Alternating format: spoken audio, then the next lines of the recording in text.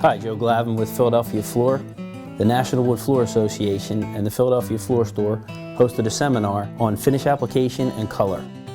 Jason Elquist of Black Hawk Floors led the presentation on a variety of finish applications and coloring of hardwood floors. In this video, we discuss the application of aniline dyes to hardwood floors. Put an aniline dye on this particular panel.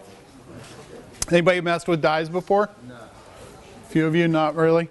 I'm going to have you guys do it. I'm going to show you how it works. Lap marks are really, really easy to use or to leave in a dyed floor.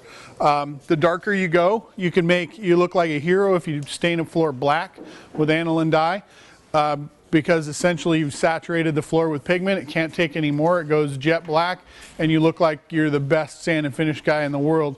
In reality, you could have heavy marks all over it and it just hides itself. So the lighter you go when you're using aniline dyes, the more critical it is. I would say if you're doing aniline dye on your samples, and your samples are really critical because usually you're only mixing up a small amount of dye. Dye comes in two forms, liquid or powder, and it can be oil soluble, water soluble, or alcohol soluble. Alcohol dries very, very quickly. Very, very difficult to work with. I would recommend don't use many oils, but the water is usually what we use in either powder or liquid for the dye. When you're measuring powder, you weigh it to the exact amount of liquid. So if you were to do 1/4 of an ounce to a quart of water, that's your solution for your sample. That's what you have to mix for your stain on your floor.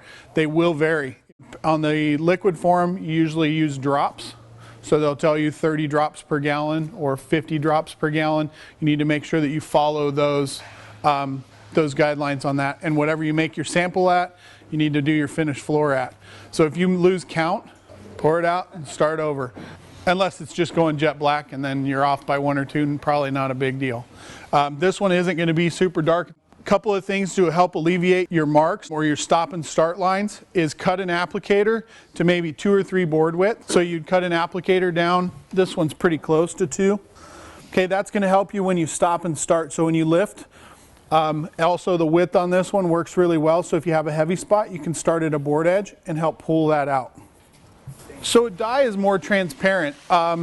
It's going to still show the grain through where a stain will kind of mute that a little bit, but it also is color fast, so it will fade. So you need to lock it in.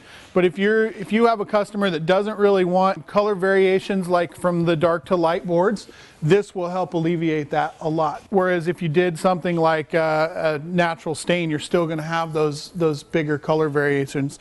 You'll have that. It'll be a lot less on a floor like this.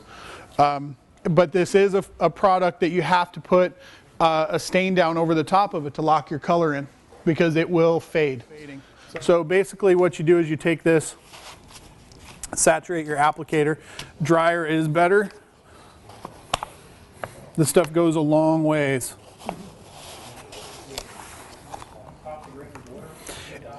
It's already got water in it, so you're going to pop the grain as you apply it. So usually what we'll do is we'll have, when we're doing a dye, and we'll talk about it up there, but I'll usually have 2 guys with me, one guy on each side of the room doing the edges, and then do the middle with a T-bar. And even today, even with all my guys and as good as they are, I'm still on our dyed floors. So the reason I do 2 at a time, so you can see those heavy marks.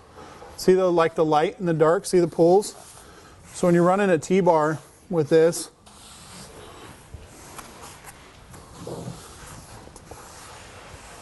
I'm sorry, I'm concentrating, so I'll have to talk to you in a minute.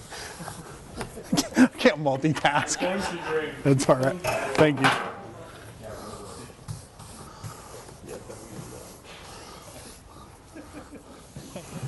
You ever spray? Never have sprayed it on.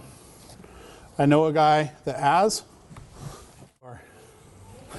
So essentially it's very difficult to get all the lap marks out. You'll see the one over there. If I was doing more, what you'll do is, this is still pretty wet. I would start another row here and get my applicator dryer, and then I could actually just do that on these. pull those out.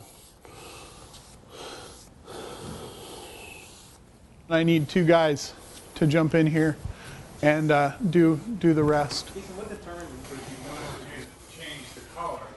Make sure you're recording that in your notes so that when you go to the job to replicate it, which is your sample, that you're scaling up easier, because 500 square feet per down. So you want to have long strokes on this when you put it down. I mean, ideally you do the field of it with a T-bar, and then you'd come back with the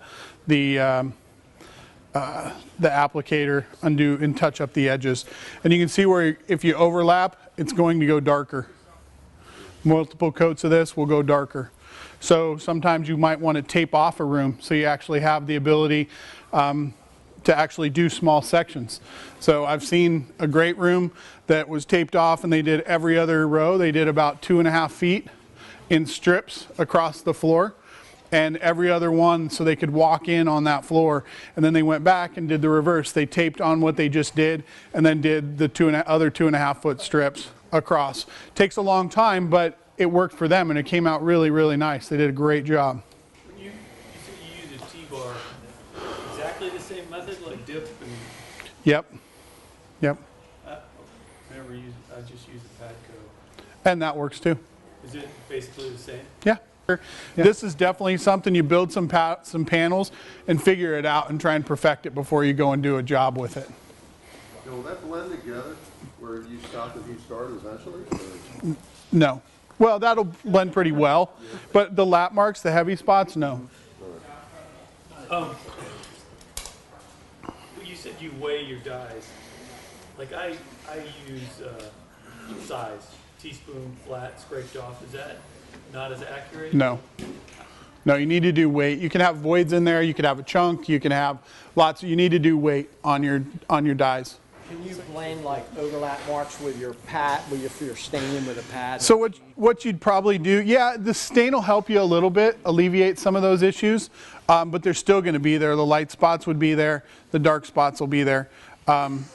You really need, see how it kind of feathers some of those out? It definitely helps a lot. When you're running the T-bar in the field, the main part of that floor is just one giant pull. So when you get to the other end, you pull it down and your guys do this while you're doing the next pass. So they detail out, you're only looking at having to detail out a little bit. If I had a heavy spot, I'd rather it stop and start on a seam than anywhere else. So the T-bar you would dip into a... Yeah, a big tray. Not as much where it drips, I guess. Maple, it helps a lot. You can do some things with some really light colored dyes with maple, and you can rag it on. What do you mean when you get the stain? You don't want this to fade. You got stain on top of your dye. So you have to lock your color in. So these aren't they're color fast, so they will fade. There's nothing in these to hold color in. All it is pigment. Right. It's pigment and water. Nice. So for maple, you can rag it on? You can rag it on really, really light colors. So you have to be careful. Maple is one that if you don't want a blotchy floor, it will be very consistent, but you have to be careful with maple. While dyeing a floor is not a coloring technique that a contractor would use every day, it's a successful method for species such as maple, cherry, and hickory, floors that are difficult to stain with traditional methods. Suppose your customer loves the grain quality of maple, but wants to keep the same color scheme of the rest of the floors in the home. Dyeing is the answer to the issue of staining maple. To learn more about the seminars available from the National Wood Floor Association and those hosted by the Philadelphia Floor Store, go to phillyfloor.com.